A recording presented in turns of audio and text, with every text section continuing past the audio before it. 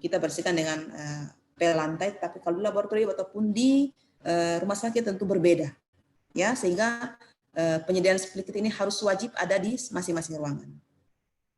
Terkhusus di laboratorium harus tersedia dengan baik dan ditulis keterangan bahwa dalam split kit itu tersedia alat-alat apa saja, kemudian lembaran untuk menulis apabila kita melakukan tindakan split kit, kita menulis tumpahan apa yang kita bersihkan, kemudian siapa yang melakukan, dan tanggal berapa kita menggunakan alat split kit tersebut. Ya. Sebagai penutup, tentu instalasi laboratorium ya dan manajerial pada suatu rumah sakit ataupun pasienkes itu wajib ya memastikan bahwa kesehatan tenaga atau personil di laboratorium itu diperiksa secara rutin dan didokumentasikan. Jadi artinya apabila nakes kita yang tidak sehat tidak boleh dipaksakan untuk bekerja, ya, karena akan menurunkan produktivitas. Sehingga tentu kita perlu melakukan pengecekan ya kesehatannya minimal setahun 2 kali untuk memastikan bahwa nakes kita berada dalam keadaan sehat.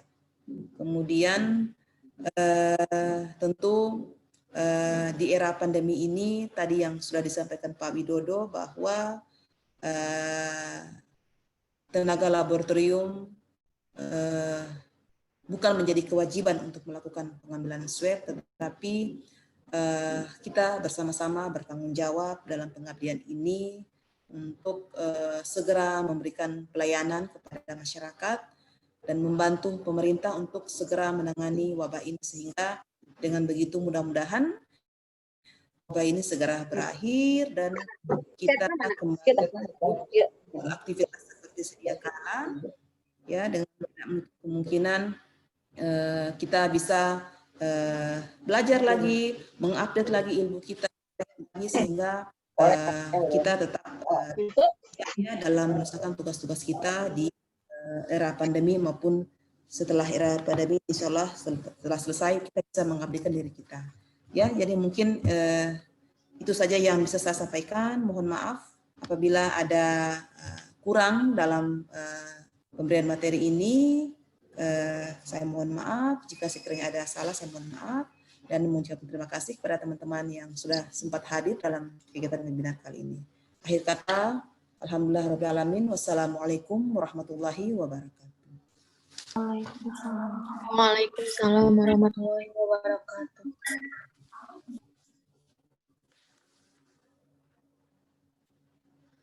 Yang telah memberikan materi kedua untuk peserta webinar, kita lanjut materi ketiga dulu. Nanti bagi siapa yang bertanya, diskusi, silakan pada saat selesai pemateri ketiga. Untuk selanjutnya pemateri ketiga yang dibawakan oleh Bapak Roni Puasa, SKM Menkes, dengan judul materinya itu penanganan sampel dan limbah COVID-19. Sebelum kami persilakan kepada Bapak Haji Roni untuk memberikan materi, terlebih dahulu kami membacakan kurikulum vitae-nya. Nama Bapak Roni Puasa, SKM Menkes. Tempat tanggal lahir Ternate 18 September 1962. Pekerjaan dan unit kerja dosen tetap Poltekkes Kemenkes Ternate, jurusan Teknologi Laboratorium Medis. Alamat rumah Jalan Juma Puasa, RT 02 RW 03, Kelurahan Santiong, Kecamatan Ternate Tengah, Kota Ternate Selatan. Nomor HP yang bisa dihubungi 0813 56 16 9179. Pendidikan Diploma 3 atau D3 Analis Kesehatan Bandung tahun 1994, S1 Ilmu Kesehatan Universitas Muhammadiyah Ternate Maluku Utara tahun 2007 dan S2 Ilmu Kesehatan atau Fakultas Kesehatan Masyarakat Universitas Hasanuddin Makassar tahun 2010. Itulah kurikulum vitae dari Bapak Haji Roni Puasa, SKM Menkes. Selanjutnya kami persilakan kepada Bapak Haji Roni untuk mempresentasikan materinya. Kepada Bapak kami persilahkan.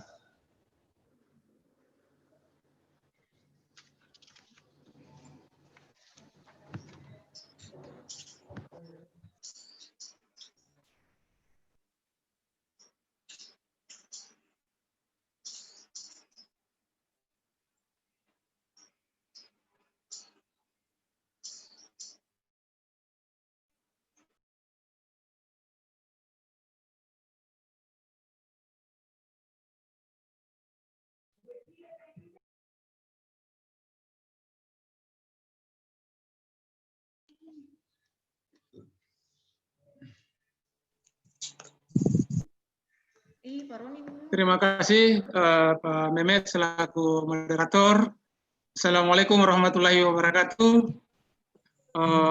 Yang saya hormati Ibu Direktur Poltekkes Kemenkes Ternate dan para wadir, kami berterima kasih atas dukungan sehingga terlaksananya webinar yang dilakukan oleh TLM pada webinar pertama ini. Dan terima kasih juga kami ucapkan kepada Pak Ketua DPD Patelki, Pak Widodo, serta narasumber yang kedua, Ibu Dr. Juhurina yang telah memberikan materi hari ini. Para peserta webinar yang saya banggakan, terima kasih sudah meluangkan waktu untuk mengikuti acara webinar yang dilaksanakan oleh jurusan TLM Poltekkes Ternate. Saya lihat pesertanya cukup banyak, partisipannya kurang lebih ada 450. Saya merasa bangga, berarti TLM yang ada di Maluku Utara ini sangat perhatian terhadap kasus COVID yang ada di Maluku Utara. Sehingga kalau tidak salah update-nya untuk kasus COVID di Maluku Utara sudah minim sekali ya, kalau tidak salah sudah minimal sekali 4 kasus per Provinsi Maluku Utara. Ini merupakan satu perhatian dari kita semua. Para peserta webinar semoga masih bersemangat, walaupun sudah agak siang ya. Mudah-mudahan dapat memberikan tambahan wacana kita di dunia pengolahan limbah, terutama di saat COVID ini. Saya melihat untuk pengolahan limbah COVID untuk saat ini sangat baik, terutama di lingkungan rumah sakit ya. Tetapi yang menjadi perhatian barangkali nantinya di puskesmas, di sarana atau fasiankes yang ada di selain rumah sakit ya, itu mungkin akan menjadi perhatian. Karena mungkin ada yang masih belum memiliki IPAL yang baik ya, tapi mudah-mudahan dengan adanya COVID ini, pemerintah sangat perhatian terhadap terhadap kasus ini, sehingga semua sarana kesehatan yang dapat menunjang proses penyembuhan ataupun dapat menyebabkan sarana sebagai sarana penularan dapat diatasi oleh pemerintah, dapat dibantu oleh pemerintah sepenuhnya. Baiklah, untuk saya materi hari ini itu tentang pengolahan limbah pasien COVID-19 pada sarana kesehatan, baik itu rumah sakit, puskesmas yang ada di seluruh Indonesia. Ada beberapa jenis limbah yang dikelola di rumah sakit atau di sarana kesehatan. Ada air limbah dalam bentuk cairan, itu air limbah, ada limbah padat, dan limbah domestik. Dan yang berbahaya yang ketiga itu limbah B3 medis yang padat. Itu jadi ada 3 jenis limbah yang sering dikelola terutama di IPAL-nya sarana kesehatan. Jadi di sini materi ini adalah 2 komponennya, serang orang TLM sebagai pengguna atau penyedia sampah dan orang Kesling atau orang sanitasi sebagai pengelola di sana. Jadi lebih fokus barangkali kita sebagai orang TLM bagaimana kita mengelola sampah di lab sehingga nantinya sampainya di sana dikeluarkan oleh orang sanitasi sudah tidak berbahaya seperti apa yang disampaikan oleh Dr. Jurina tadi.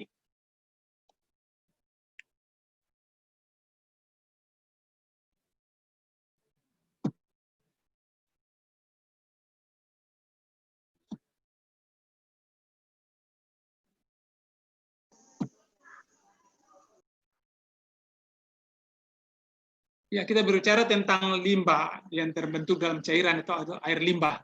Air limbah ini bagaimana untuk pasien COVID, penanganannya untuk pasien COVID. Itu kita perlu menjadi perhatiannya karena ini merupakan hal yang sensitif dan dapat menularkan berbagai penyakit, terutama COVID. Kita berbicara tentang COVID, maka limbah cair itu ada dalam beberapa bentuk. Ada bahan kimia yang beracun, ada dalam bentuk darah, cairan tubuh lainnya, dan feses. Bisa juga cairan yang berasal dari mulut, hidung, air kumur pasien, terutama pasien COVID, cucian alat makan dan minum semua jadi ikhtiar untuk kita, cucian alat kerja, terutama para petugas yang selesai melayani pasien COVID, dan berikut ruangan, terutama ruangan perawatan untuk pasien COVID, pemeriksaan ruangan tempat pemeriksaan pasien COVID, ruang laboratorium, dan ruang kerja lain yang sering dikunjungi oleh pasien COVID pada saat melakukan pelayanan COVID. Ya, inilah cairan-cairan yang akan dikelola. Cara kerja untuk cairan mulut, hidung, dan air kumur. Ya, ini akan ditampung pada suatu wadah. Apa wadah itu dalam bentuk baskom, sebaiknya bentuk tertutup ya, ada wadah yang tertutup, begitu ditampung langsung ditutup. Kemudian kita buang langsung ke wastafel. Jadi wastafel ini dalam arti wastafel yang langsung terhubung dengan saluran IPAL, jadi langsung masuk ke pengelolaan IPAL nantinya. Jadi tidak langsung buat di wastafel, wastafel itu ujungnya keluar masuk ke saluran got ya, saluran pembuangan yang tidak tertutup. Yang perlu diperhatikan itu ya harus tertutup ya, tertutup pun rapat, jangan sampai ada bocor sehingga ada cairan yang merembes keluar yang dapat menyebabkan menularkan ke penyakit ke orang lain atau dapat menginfeksi orang lain. Atau bisa saja melalui lubang air limbah di toilet. Jadi yang toilet tapi bukan toilet itu masuk kita tampung ke dalam ini, ke dalam septic tank, tetapi bagusnya dia masuk ke tempat pengolahan limbah yang dikelola oleh orang sanitasi di sana. Ya, cairan yang berikut adalah cucian alat makan atau minum, ini ikhtiar. Bisa langsung kita, jadi air tadi bisa kita tampung atau langsung kita buang ke saluran air limbah yang ujung-ujungnya connect ke tempat pengolahan air limbah. Berikut ada cucian alat dari tempat air bekas cucian alat kerja yang tadi kita layani pasien ya, seperti apa ya, biasa jarum suntik atau handscoon yang kita pakai cuci ulang, yang dicuci atau sebelum dimusnahkan, itu sebaiknya kita buang langsung pada lubang saluran air limbah seperti itu.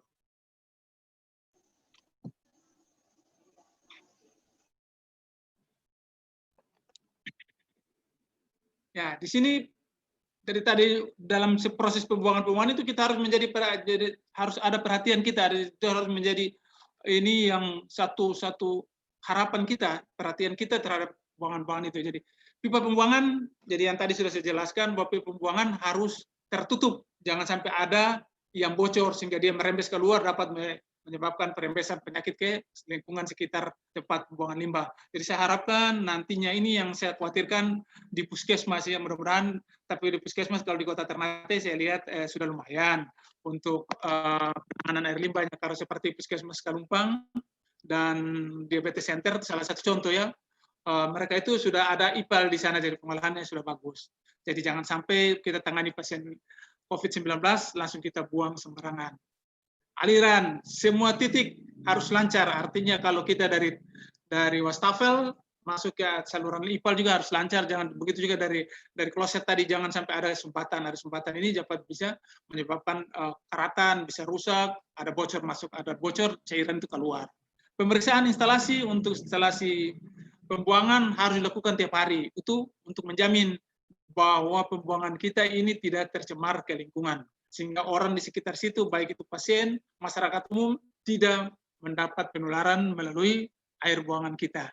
Pastikan unit proses IPAL bekerja optimal. Jadi orang yang bekerja di IPAL harus instalasi pengolahan air limbah itu harus tiap hari kontrol ya. Tadi saya katakan kontrol tentang pembuangan, bagaimana saluran pembuangan, bagus tidak ada bocor, segera harus ditangani.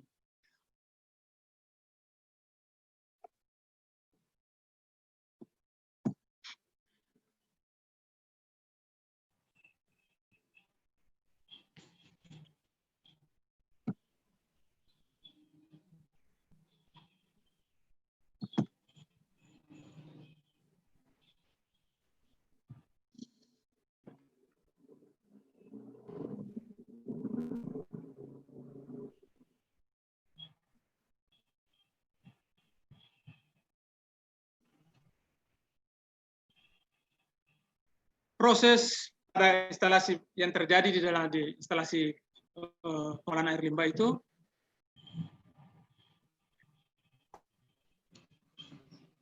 akan terjadi proses sedimentasi di sana. Jadi si limbah itu begitu masuk akan terjadi satu proses yang disebut sebagai proses sedimentasi.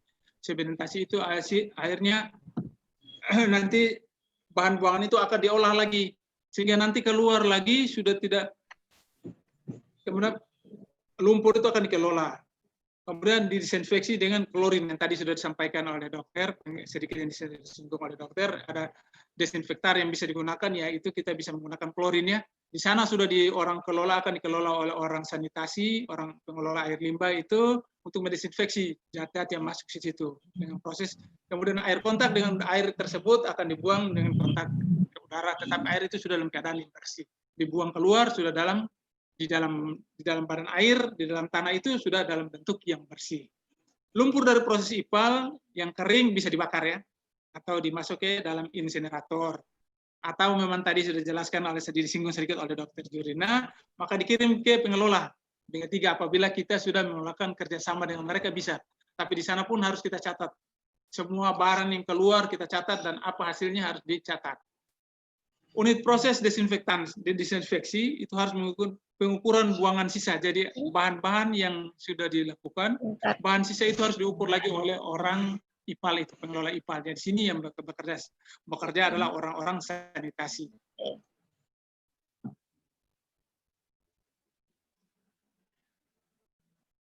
Yang kedua, tadi kita bicara tentang air buangan limbah. Yang kedua ini limbah padat domestik. Limbah padat domestik itu bisa limbah rumah tangga. Limbah rumah tangga itu bisa dalam bentuk sisa makanan, kardus, kertas, dan sebagainya. Kebetulan kita bicara di sarana kesehatan, mungkin akan di situ kita berbicara sisa makanan pasien, kardus obat, kardus sisa buah bungkusan sampel, atau kertas-kertas, itu di sana akan kita kelola.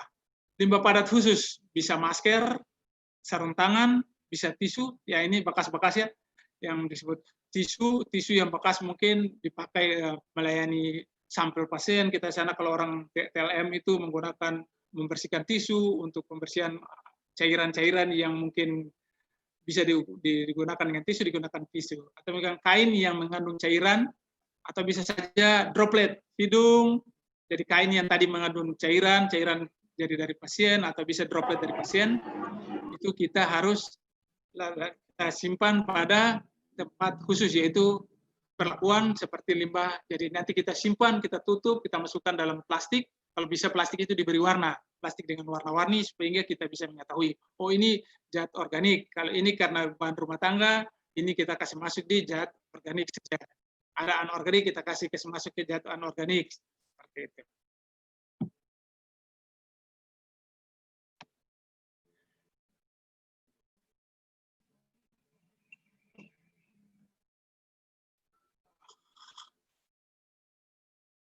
Cara kerjanya bagaimana?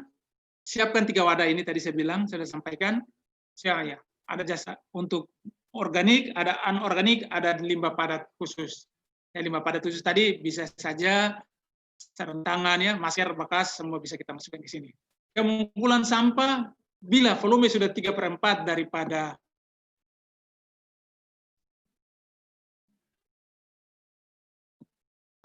isi wadah penampungan, itu sebaiknya kita angkut atau kita pisahkan, kita angkut, kita keluarkan dari, biasanya kita lapisi dalam wadah itu. Kalau dalam bentuk tong sampah atau keranjang sampah, itu sebaiknya kita masukkan ke dalam, kita lapisi dengan plastik dulu.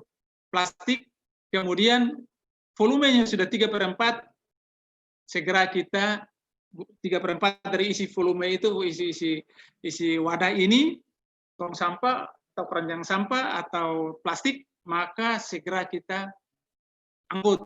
Itu paling lambat 24 jam harus segera kita pindahkan dari ruangan, misalnya laboratorium, maka akan kita pindah ke tempat penampungan sementara. TPS, ya, tempat penampungan sementara, itu khusus juga harus disimpan yang rapi nanti, sehingga nantinya jangan mencemarkan lingkungan. Itu petugas yang mengangkut harus menggunakan APD yang lengkap, baik masker, sarung tangan, sepatu bot, dan apron. Tadi sudah dijelaskan oleh Dr. Jurina tentang bagaimana bentuk apron, sarung tangan tadi sudah jelas, lihat. Yang berikut limbah padat khusus, bila 3/4 volumenya, ini untuk yang anorganik, maka itu harus dia punya volume sudah 3/4 daripada isi itu, maka harus segera dikumpulkan atau dipisahkan kurang lebih 6 jam. 6 jam sudah harus diangkat. Yang pengangkutnya buru sampahnya sini aja. Di sini berbicara tentang limbah ini ada 3 komponennya. Selain orang PLM sebagai produksi, orang pengangkut adalah buru sampah, kalau ada cleaning service, dan yang ketiga adalah orang sanitasi sebagai pengelola sampah di sini. Jadi bertiga ini harus kerjasama. Jadi orang PLM harus mengumpulkan dengan baik, orang pengangkut sampah harus menggunakan APD yang baik dan penanganannya yang baik, sehingga nantinya sampah itu tidak terbuang kemana-mana. Dan yang ketiga di sana, di instalasi pengelola limbah harus dikelola dengan baik lagi. Limbah padat organik dan anorganik disimpan pada tempat penampungan sementara itu 1x24 jam. Setelah itu segera dikelola. Jadi kalau tisu sisa makanan tuh 1x24 jam langsung segera dikelola sampahnya. Limbah padat khusus itu seperti tadi ya, sarung tangan, masker, bisa kalau kita pakai topi, pakai penutup kepala, itu segera bisa disimpan. Itu disimpan ditambah dalam penampungan sementara bahan B3, bahan berbahaya. Itu juga penanganannya seperti dengan penggunaan sampah yang infeksius.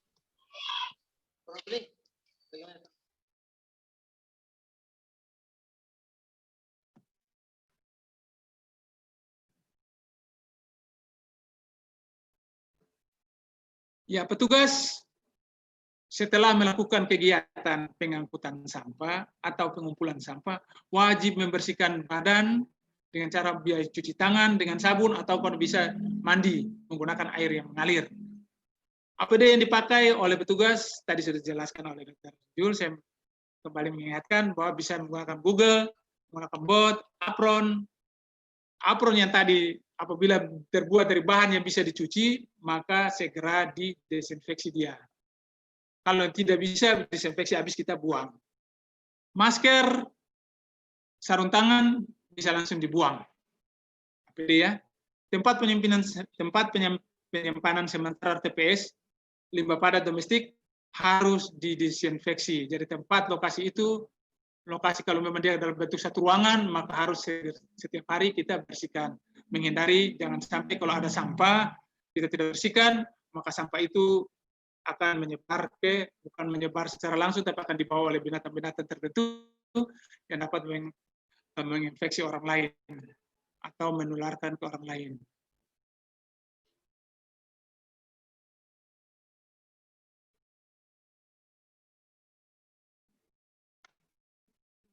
Yang ketiga, kita akan berbicara tentang, tadi sudah yang pertama tentang air limbah, yang kedua tentang limbah padat dan limbah khusus, yang ketiga itu limbah berbahaya, bahan berbahaya.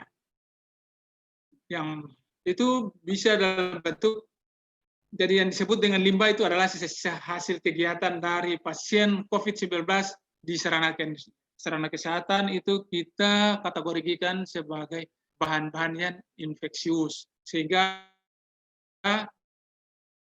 semua kita berprinsip bahwa bahan-bahan yang kita gunakan di laboratorium itu yang infeksius, sehingga kita perlu melakukan pencegahan sedini mungkin sehingga jangan sampai kita tertular penyakit. Itu bisa dalam bentuk tisu bekas, plastik, dan kertas makan dan minum dari sisa makanan pasien. Itu juga merupakan kita ikhtiar, jangan sampai kenapa di bekas makan dan minum, ya jangan sampai ada percikan atau ada air liur yang kena ke situ dari pasien, terutama ini pasien COVID ya, jadi kita harus ikhtiar lebih banyak. Masker, sarung tangan, perban yang digunakan, yang penting alat-alat yang digunakan untuk pasien COVID itu adalah harus segera kita tangani. APD bekas itu adalah merupakan limbah-limbah yang berbahaya. Dari limbah-limbah berbahaya termasuk tisu, masker, APD, ruang tindakan juga itu dianggap sebagai ruang. Jadi air dari ruangan tindakan itu kan nantinya dibuang.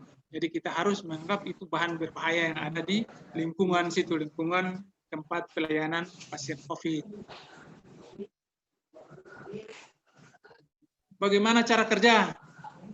Limbah-limbah tadi yang kita masukkan, limbah yang berbahaya tadi yang berasal dari pasien dan bekas pasien, itu kita masukkan pada wadah yang dilapisi kantong ya berwarna kuning yang bertulisan biohazard atau bahaya biologi, bahan-bahan bahaya biologi yang terbuat dari yang bersumber dari bahan biologi. Setelah volume 3/4 penuh atau penuh daripada tempat wadah penampungan, paling lambat 12 jam limbah B3 dikemas dan diikat rapat. Jadi kita ikat rapat limbah yang ada di laboratorium, kemudian nanti akan kita pindahkan ke tempat pembuangan sementara. Berikan simbol, label atau keterangan tentang limbah sangat infeksius atau infeksius khusus sehingga orang-orang bisa tahu, oh ini jangan kita dekati. Mudah-mudahan dengan adanya label-label ini masyarakat bisa mengerti, masyarakat awam bisa tahu, oh, jangan-jangan cuma oh ini tulisan gambar ini, oh sedangkan gambar infeksius orang masyarakat awam tidak paham. Tetapi kalau dengan tulisan ini bahan infeksius, orang yang tahu baca pasti tahu, walaupun dia masyarakat awam. Setiap 12 jam dalam wadah harus diangkat dan disimpan di TPS tadi saya katakan. Setelah disimpan ditampung di ruangan itu minimal 12 jam, maksimal 12 jam itu segera kita pindahkan ke TPS sehingga nantinya tidak menyebabkan nanti ada penularan-penularan yang bersifat yang terjadi di dalam laboratorium atau sarana kesehatan itu.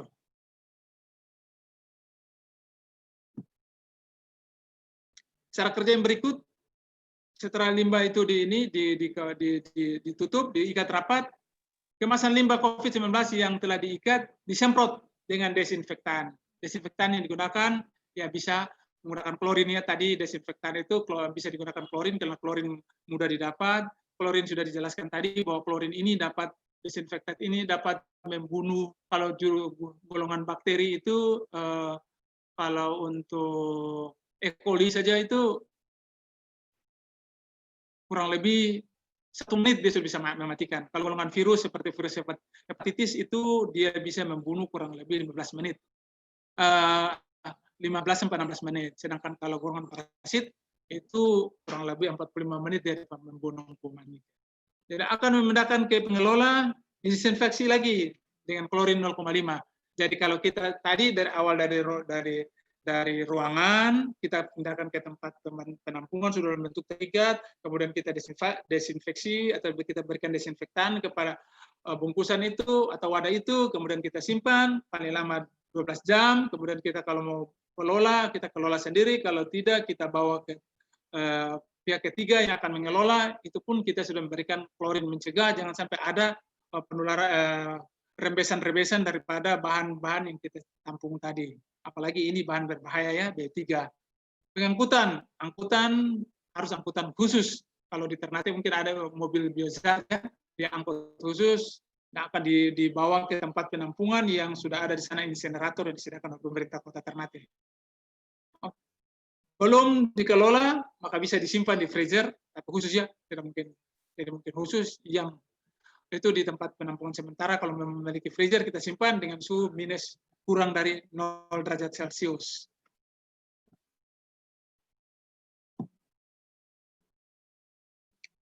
Yang berikut, bila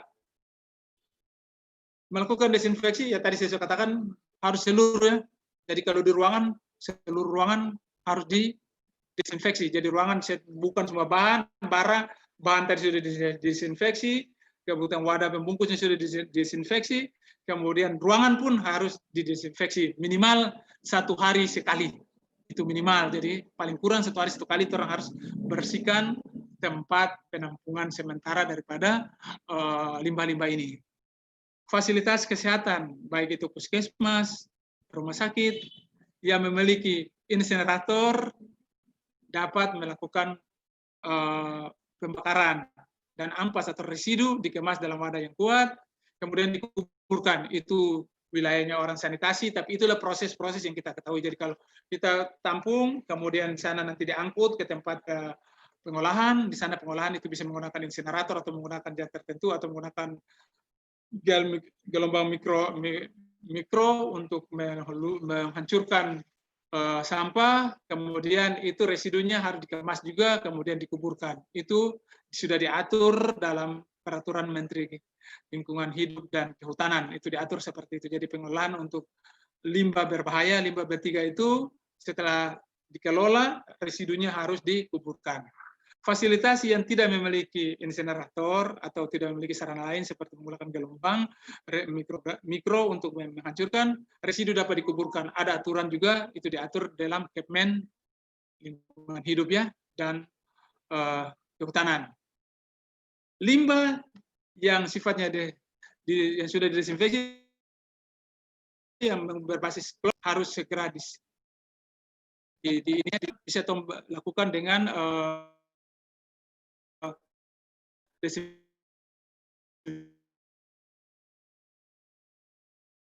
mata itu harus dirusak sampai contoh kasus-kasus jangan sampai terjadi masker atau handscoon kita buang sembarangan atau diambil oleh orang, tiba-tiba kalau tidak kita kasih rusak maka akan digunakan lagi, orang bisa menggunakan lagi masker atau sarung tangan ataupun sepatu ataupun goggle yang berasal dari pasien ataupun dari petugas. Kemudian dikuburkan. Kuburkan pun itu sudah diatur dengan sesuai dengan peraturan Menteri Lingkungan Hidup dan Kehutanan.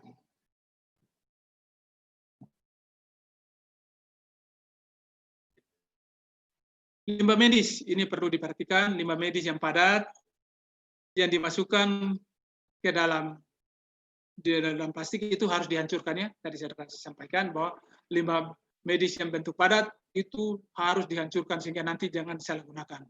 Limbah medis cair buang pada tempat penampungan IPAL sehingga nantinya dapat dikelola sebelum dikeluarkan pun sebelum dibuang ke dalam badan tanah itu pun sudah dikelola sehingga sudah terbebas dari bahan-bahan berbahaya. Petugas wajib menggunakan APD lengkap, itu harus. Jadi ingat, sebagai kata kunci untuk pengolahan limbah, untuk limbah agar limbah ini tidak tercemar ke masyarakat, maka itu diperhatikan. Limbah medis padat yang harus kita buang harus dalam bentuk yang sudah tidak utuh.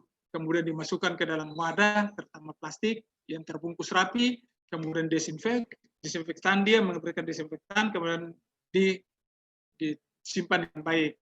Kemudian yang kedua, limbah medis cair harus buat sesuai atau dibuang sesuai pada tempatnya, menggunakan sarana yang baik sehingga nantinya tidak tercemar ke lingkungan. Yang terakhir, petugas wajib menggunakan APD ya. Perlu diingat bahwa petugas yang mengelola limbah baik itu di laboratorium, pengelola limbah dan orang yang mengangkut limbah, buruh pengangkut limbah ini pun harus menggunakan APD yang APD lengkap sehingga tidak menyebabkan terjadinya penularan kepada diri sendiri dan pada lingkungan dan masyarakat. Saya kira ini untuk gambaran bagaimana pembuatannya penguburan. Saya kira ini nanti wilayahnya orang sanitasi, tapi sekedar untuk diketahui oleh teman-teman TLM bahwa ada juga bagaimana aturan menetapkan bahwa ini berapa diameter antara tanah, besar lubang tanah, kedalaman daripada bahan yang akan kita kuburkan, itu ada aturannya. Jadi sudah jelas diatur dalam peraturan menteri ya. Ini saya kira ini wilayahnya orang sanitasi, tapi sekarang kita ketahui bahwa ada proses untuk penguburan. Jadi bukan langsung gali tanah, kita gali tanah, langsung kita kuburkan. Tapi ada proses yang memiliki aturan-aturan yang diatur dengan aturan-aturan.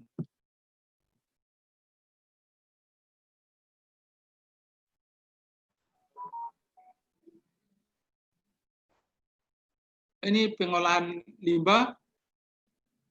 Jadi kalau kita bekerja sama dengan perusahaan, harus perusahaan, ya ini terutama yang limbah berbahaya, limbah B3 yang padat berbahaya ini, itu kalau kita bekerja sama dengan perusahaan atau pihak ketiga, itu harus mereka memiliki izin.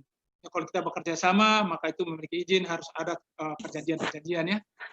Waktu daripada limbah itu minimal 2 kali 24 jam sudah harus dieksekusi, dimusnahkan.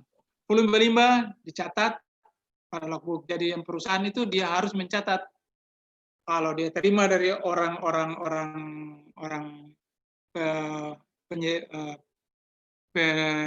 penampung limbah sebelum dikelola itu harus dicatat juga. Limbah laporan juga harus disampaikan. Jadi laporan pengolahan limbah dan hasil daripada pengolahan limbah itu harus disampaikan. Kalau Kementerian Lingkungan Hidup ada di setiap kabupaten kota, ada dinas lingkungan hidup. Itu berada di provinsi dan kabupaten kota. Saya kira itu yang bisa saya sampaikan untuk materi pengolahan limbah COVID. Jadi saya harapkan nanti yang pertama untuk kesimpulan daripada materi ini, yang pertama tentang pengolahan limbah, itu harus dikelola dengan baik, sehingga jangan sampai tercemar kepada masyarakat, dan berdampak baik kepada lingkungan dan masyarakat. Yang kedua, untuk petugas, baik petugas laboratorium sendiri, untuk menggunakan APD dengan baik, dan menempatkan sampah itu sesuai dengan tempatnya. Dan yang ketiga, untuk petugas pengangkut, dalam hari ini kalau ada cleaning service, maka dia harus menggunakan APD yang lengkap. Dan yang keempat, bahwa pengelola, baik itu di instalasi pengolahan air limbah institusi atau rumah sakit dan puskesmas, itu harus mengelola dengan baik limbah-limbahnya sehingga tidak tercemar kepada lingkungan dan masyarakat, dan dicatat berapa besar pengelolaan limbah yang dikelola setiap hari, sehingga nantinya menjadi acuan untuk penanganan masalah limbah dan pencegahan terjadinya infeksi penyakit melalui limbah-limbah medis. Saya kira itu yang bisa saya sampaikan, mudah-mudahan dapat bermanfaat untuk seluruh peserta webinar akhir hari ini. Saya akhiri, wabillahi taufiq wa hidayah. Wassalamualaikum warahmatullahi wabarakatuh. Waalaikumsalam warahmatullahi wabarakatuh. Demikian warahmatullahi wabarakatuh. Demikian presentase dari pemateri ketiga dari Bapak Haji Roni Puasa SKM MKS. 3 pemateri sudah selesai. Untuk Bapak dan Ibu pemateri, sekarang kita masuk sesi tanya jawab atau diskusi. Bapak dan Ibu pemateri, untuk pertanyaan pertama kepada Pak Widodo dengan bunyi pertanyaannya, apakah jika kita sudah memiliki STR bisa langsung kerja atau menunggu untuk mengurus SIP terlebih dahulu? Ini pertanyaan pertama untuk Pak Widodo. Untuk pertanyaan kedua kepada Ibu Dr. Juhrina.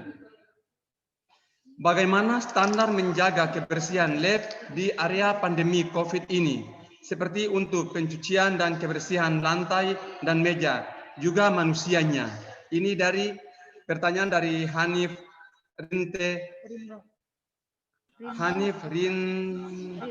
Rindra Agda.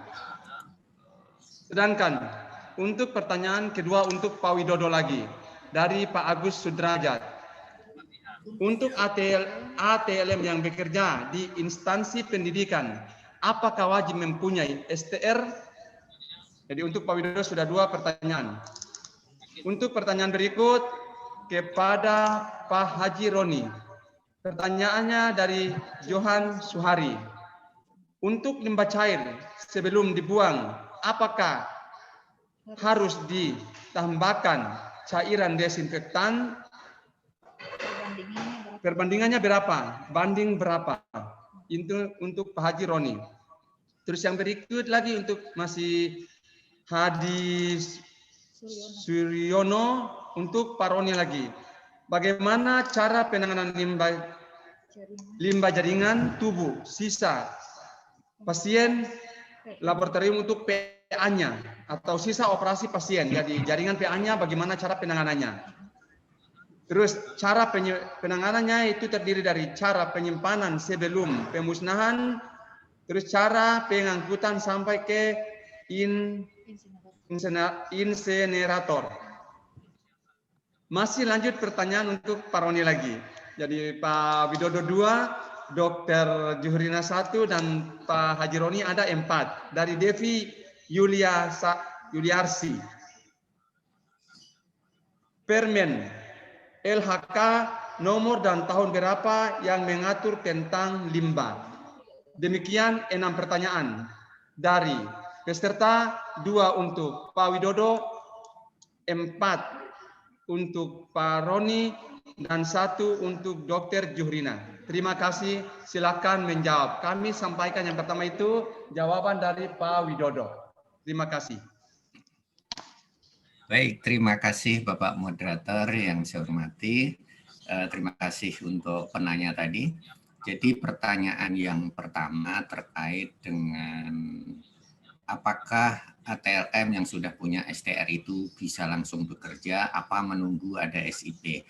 Jadi begini Bapak dan Ibu, bahwa STR itu bentuk legalitas ATLM ketika menjadi seorang tenaga kesehatan. Jadi setelah memiliki STR, maka ATLM ini bisa mencari pekerjaan, melamar pekerjaan di dunia industri atau di Fasiankes. Nah, ketika melamar pekerjaan itu belum perlu SIP. Namun nanti setelah dapat tempat bekerja, barulah diurus SIP-nya. Karena SIP itu nanti dicantumkan tempat bekerjanya, tempat prakteknya di mana. Jadi seorang ATLM memiliki ijazah, memiliki STR, mencari pekerjaan dahulu di industri, di Fasiankes, setelah dapat barulah mengurus SIP. Jadi SIP itu terakhir setelah mempunyai tempat bekerja. Nah, di situ nanti ada surat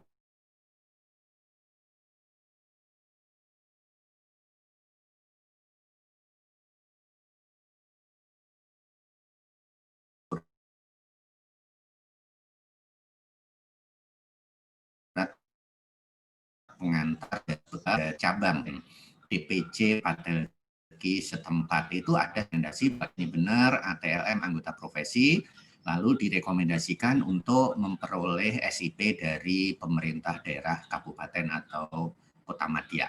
Jadi untuk Bapak atau Ibu penanya tadi, SIP dibuat setelah dapat tempat bekerja. Jadi yang terakhir ya. Begitu jawaban untuk pertanyaan pertama. Pertanyaan yang kedua, mohon maaf Bapak Moderator bisa diulangi pertanyaan yang kedua tadi apa ya?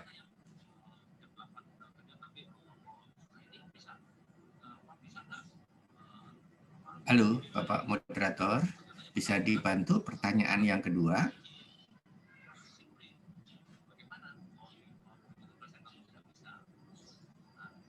Halo Pak. Pak Widodo, untuk pertanyaan yang kedua yaitu, apakah tenaga pendidik atau seorang dosen wajib memiliki STR atau tidak? Oh iya, baik. Terima kasih Pak telah mengulang pertanyaannya. Untuk tenaga pendidik tentu punya profesi tersendiri, yaitu profesi dosen. Nah, STR sebenarnya untuk tenaga kesehatan yang berada di pelayanan. Nah, sekarang dikembalikan kepada lembaga pendidikan. Apakah ada ketentuan di lembaga pendidikan bahwa seorang dosen yang berlatar belakang tenaga kesehatan membutuhkan itu, gitu ya? Karena tidak semua dosen berlatar belakang profesi TLM.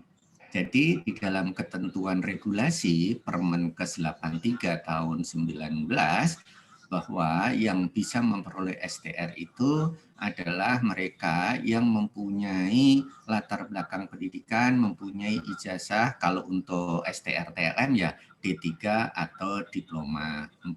Jadi ini dikembalikan kepada institusi pendidikan sebenarnya kebutuhan akan STR di dunia pendidikan karena profesinya sebenarnya adalah profesi dosen. Sementara STR itu bicara sebagai seorang tenaga kesehatan. Begitu Bapak jawaban dari kami. Mudah-mudahan bisa membantu. Terima kasih. Terima kasih kepada Pak Widodo. Untuk Pak Agus Sudrajat mengenai tentang STR itu, kami tenaga dosen sesuai dengan profesi masing-masing, apakah di perawat, di TLM itu tidak wajib. Tapi kalau saya omong tidak wajib, tapi wajib karena pada saat kita di akreditasi pendidikan kami diminta STR-nya. Maka kami semua yang tenaga pendidik itu memiliki STR. Kalau perawat memiliki STR perawat, bidan memiliki STR bidan, TLM memiliki STR bidan. Demikian tambahan dari saya untuk Pak Agus Sudrajat.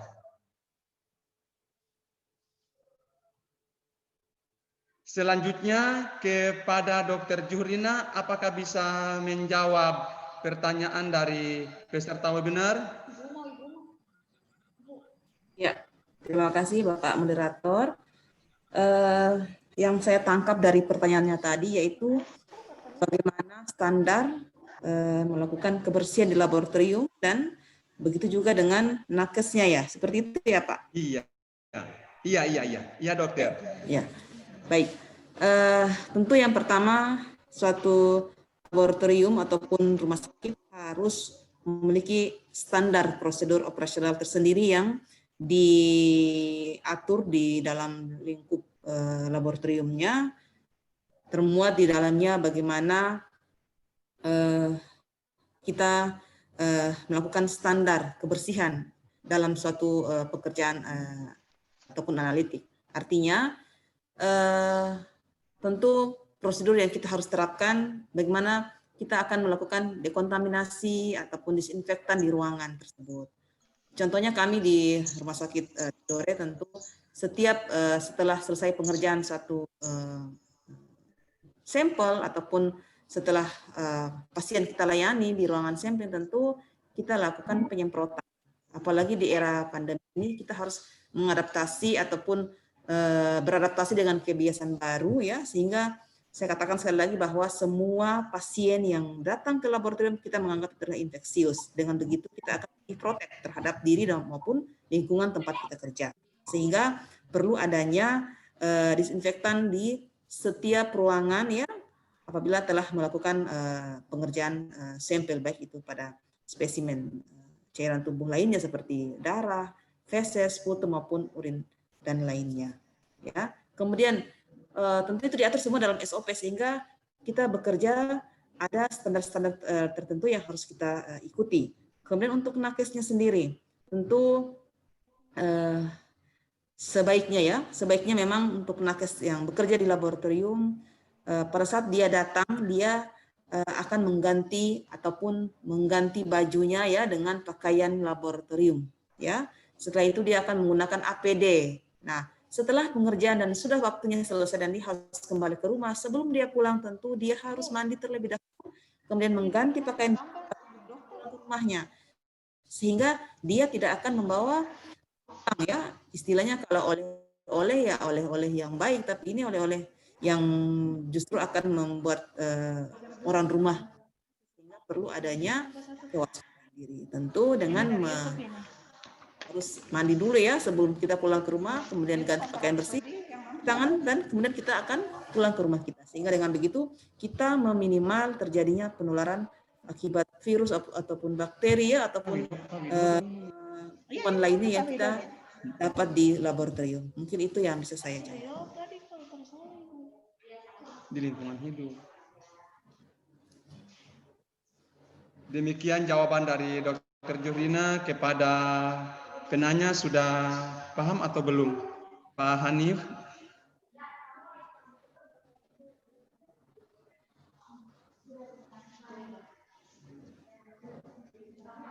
Kalau tidak ada dari Pak Hanif, kami lanjut dengan Pak Widodo. Mohon maaf, ada tambahan satu lagi ya terakhir untuk Pak Widodo.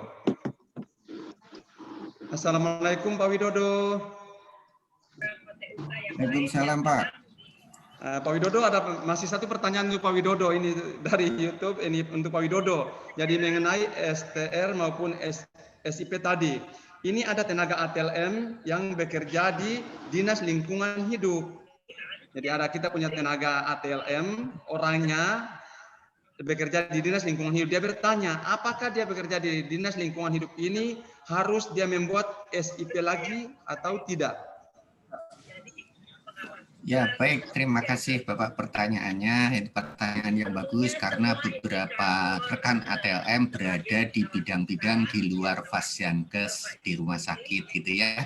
Nah, untuk teman-teman yang berada di tadi seperti misalnya di lingkungan hidup, kebutuhan STR itu sebenarnya sangat ditentukan oleh ketentuan instansi. Kalau kami dari organisasi profesi siap membantu melayani teman-teman yang membutuhkan STR melalui mekanisme yang memang menjadi tugasnya profesi, yaitu mensosialisasikan bagaimana proses memperoleh STR. Namun terkait dengan persyaratan itu tentu berasal dari tiap-tiap unit kerja. Saya kira rekan yang berada di lingkungan hidup itu memenuhi kriteria karena punya ijazah, punya dokumen-dokumen sumpah profesi, nah itu ada semua. Namun ketika berada di lapangan pekerjaan dan di lapangan pekerjaannya itu memang dibutuhkan perlindungan hukum sebagai seorang nakes, silahkan bisa memproses STR. Namun kami memberitahukan bahwa nanti untuk perpanjangan STR itu kan ada yang namanya pengumpulan Satuan Kredit Profesi SKP. Nah, teman-teman yang berada di tempat bekerja lingkungan hidup, maka kemungkinan akan agak sulit mengumpulkan SKP karena lapangan pekerjaannya berbeda dengan teman-teman tenaga kesehatan yang lain. Namun organisasi profesi tetap akan memfasilitasi, sebab ini kalau memang anggota Patelki, maka tentu kita akan cari dan jalan-jalan keluar yang terbaik. Kita prinsipnya organisasi profesi akan memberikan layanan untuk rekan-rekan kita. Jadi seperti itu Pak, kalau misalnya ditanya harus apa tidak, organisasi profesi tidak di dalam ranah itu, tetapi ketentuan perundang-undangan di Pemda itulah yang menetapkan harus atau tidak. Tapi kalau oke, siap membantu memfasilitasi bagi teman-teman anggota Patelki yang memang membutuhkan STR. Begitu Pak Moderator, terima kasih.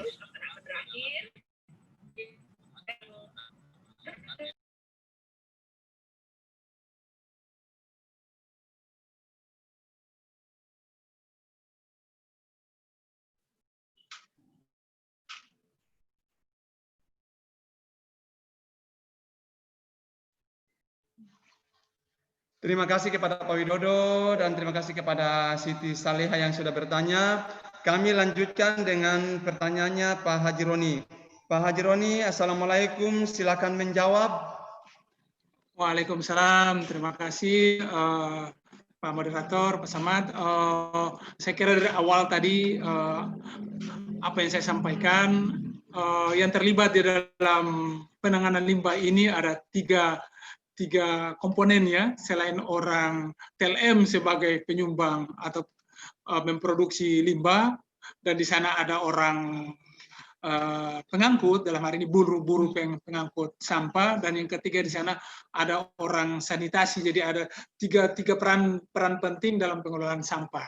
Jadi saya akan mencoba barangkali untuk memberikan gambaran. Yang pertanyaan pertama menyangkut dengan limbah cair sebelum dibuang ke IPAL, itu apakah dikelola ya atau ditambah dengan zat desinfektan ya.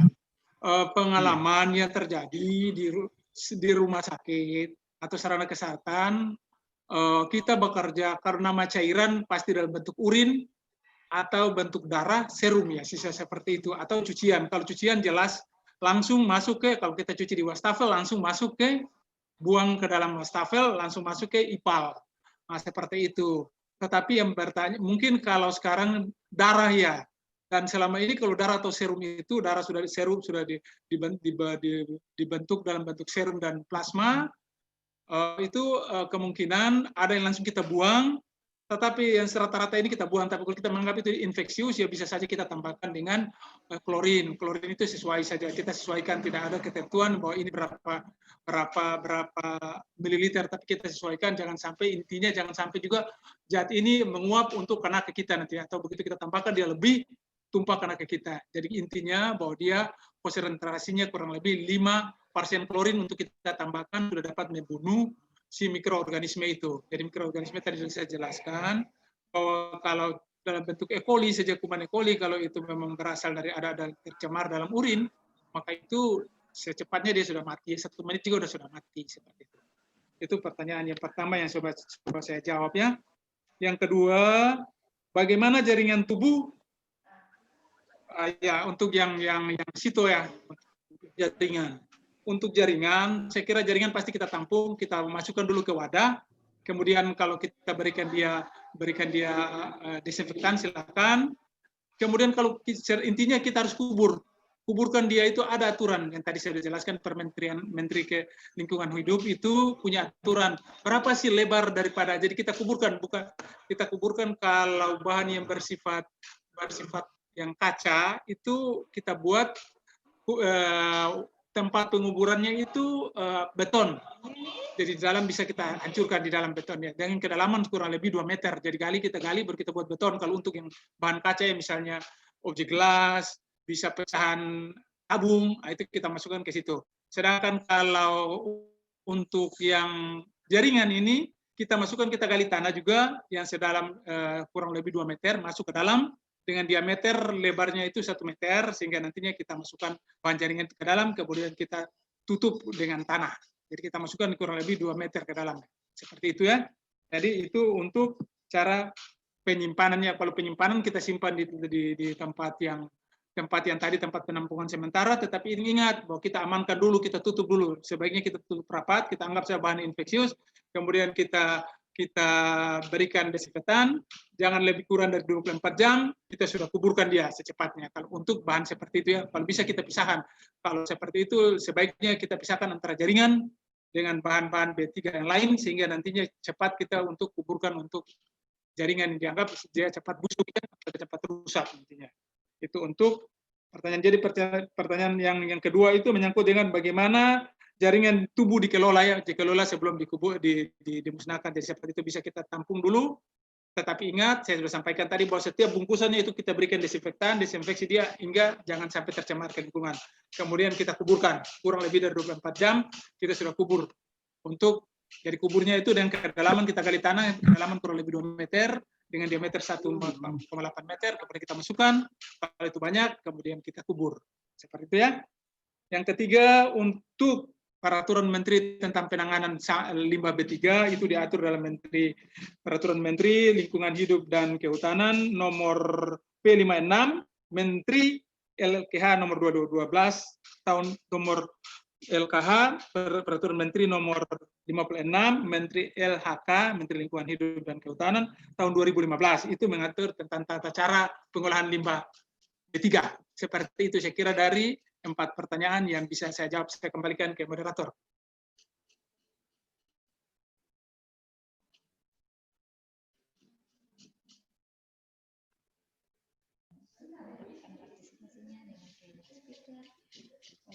Assalamualaikum, Pak Haji Roni, sudah selesai? Sudah, 4 pertanyaan tadi sudah saya sampaikan. Mudah-mudahan dapat memberikan sedikit inspirasi untuk peserta webinar, saya kira. Terima kasih kepada Bapak dan Ibu pemateri. Selanjutnya kepada peserta webinar. Kita belum tutup, masih lanjut. Siap-siap karena ada kuis. Post-testnya. Kepada MC, saya kembalikan untuk acara selanjutnya. Post-test.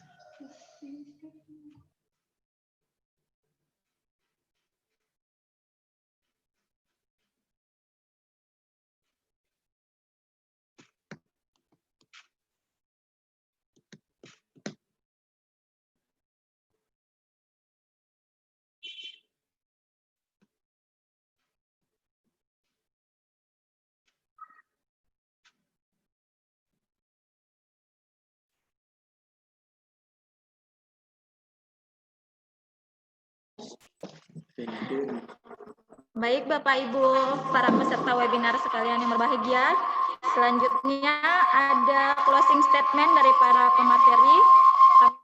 Kepada para pemateri untuk dapat memberikan closing statement.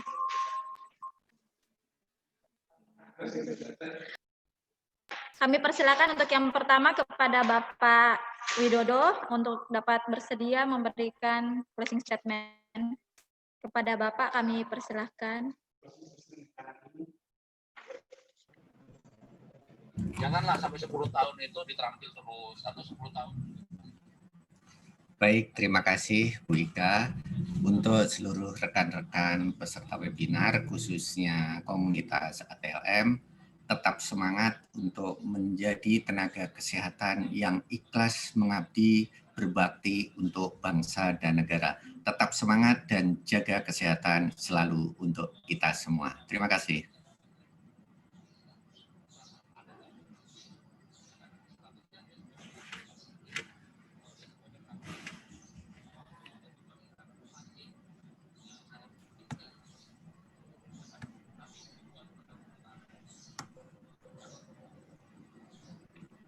Iya, Pak Widodo sudah selesai, Pak? Ya Bu, sudah Bu. Ya, makasih banyak Pak Widodo. Ya, closing statement berikutnya untuk Ibu Dr. Juhrina. Kepada Ibu Dokter kami persilakan.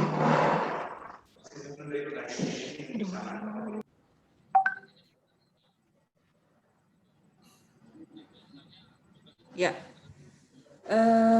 closing statement-nya adalah untuk teman-teman ATLM yang berada di garda depan dan garda belakang, ya, tetap semangat, tetap menjaga diri, tetap mematuhi protokol kesehatan, karena kalau kita tetap menjaga diri kita, tentu pelayanan kita akan kita lakukan secara maksimal. Semoga pengabdian ini kita diberkahi kesehatan dan menjadi amal jariah untuk kita semua di yaumil akhir nanti, dan tetap mematuhi protokol kesehatan, tetap jaga jarak, kemudian kita cuci tangan, hindari kerumunan, dan kita mulai beradaptasi dengan kebiasaan baru, ya. Jangan menganggap bahwa new normal itu adalah sudah normal, tetapi justru kita harus mulai beradaptasi dengan kebiasaan baru. Untuk itu saya doakan semoga teman-teman ATLM dan semua tenaga kesehatan yang ada di pelayanan kesehatan diberkahi kesehatan, diberkahi perlindungan, semoga kita terlindung dari wabah ini dan semoga wabah ini cepat berakhir. Demikian, Assalamualaikum warahmatullahi wabarakatuh. Waalaikumsalam warahmatullahi wabarakatuh. Terima kasih kepada Ibu Dr. Juhrina. Selanjutnya closing statement yang terakhir dari pemateri kita, Bapak Roni Puasa. Kepada Bapak kami persilahkan. Terima kasih Bu MC, Bu Ika. Saya kira yang penting kalau sekarang di new normal, kita harus tetap menjaga 3 instruksi utama atau yang dikenal dengan harus menjaga jarak, memakai masker, dan mencuci tangan. Ditambah 1 bagi saya, untuk orang tenaga TLM, harus menggunakan APD lengkap setiap kali bekerja, sehingga nanti TLM yang merupakan garda terdepan tidak cepat mengalami drop atau mendapat giliran mendapat penyakit atau mendapat ini dari COVID, ya. Dengan adanya COVID ini memberikan kita pelajaran banyak, sehingga nantinya ke depan kita tidak lagi menggunakan APD yang seadanya, tetapi kita akan tetap mempertahankan new normal ini menggunakan APD yang lengkap. Jadi tidak ada hanya COVID yang kita menggunakan orang TLM di laboratorium menggunakan APD yang lengkap, tetapi sesudah COVID pun orang TLM di laboratorium tetap menggunakan APD yang lengkap, sehingga tetap menjaga kondisi kita tidak kita sakit karena COVID dan penyakit lain. Saya kira itu, semoga ke depan ATLM tetap jaya. Saya akhir kata, wabillahi taufiq wal hidayah. Assalamualaikum warahmatullahi wabarakatuh. Waalaikumsalam warahmatullahi wabarakatuh. Ya, terima kasih kepada Bapak Roni. Kita berikan aplaus kepada 3 pemateri kita, 3 narasumber kita. Terima kasih banyak. Selanjutnya kami menyampaikan ucapan terima kasih kepada Bapak pemateri, Bapak NS Widodo, SPD MKes, Ibu Dr. Juhrina Ridwan, MKes SPPK, Bapak Roni Puasa, SKM MKes, atas partisipasinya hari ini telah membawakan materi pada kegiatan webinar hari ini. Kami ucapkan terima kasih banyak. Kemudian Bapak Ibu para peserta webinar, setelah ini akan ada post-test yang diadakan. Silakan langsung akses ke link untuk post-testnya. Bisa langsung diakses di link tersebut. Informasi berikutnya untuk para peserta webinar, besok kita akan adakan lagi webinar webinar di hari besok dengan tema peran ATLM dalam penanganan kasus penyakit menular di Maluku Utara. Dengan keynote speaker-nya Bapak Kepala Dinas Kesehatan Provinsi Maluku Utara. Pemateri atau narasumbernya ada dari Balai Besar Laboratorium Kesehatan Makassar dengan materi atau tema penanganan diagnostik penyakit lepra. Kemudian ada pemateri berikut Ibu Erpi Nurdin, SSI MKes, dari dosen Poltekkes Kemenkes Ternate dengan penanganan diagnostik penyakit tuberkulosis. Dipandu oleh moderator Ibu Aceh Basri, SKM. Agak menurun. Terima kasih untuk partisipasinya semua peserta webinar hari ini. Kami mengucapkan banyak terima kasih. Semoga kegiatan webinar hari ini dapat bermanfaat untuk kita semua. Sekian kami dari panitia menyampaikan ucapan terima kasih yang sebesar-besarnya. Kami tutup dengan wabillahi taufiq wal hidayah. Wassalamualaikum warahmatullahi wabarakatuh. Waalaikumsalam warahmatullahi wabarakatuh. Waalaikumsalam warahmatullahi wabarakatuh.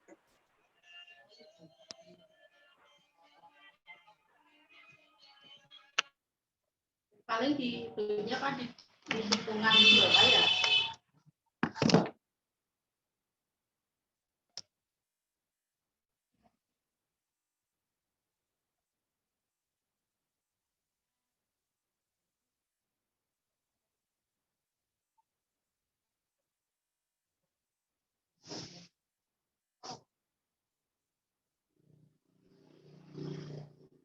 Cepet-cepet nih isi di rumah. Kan tadi.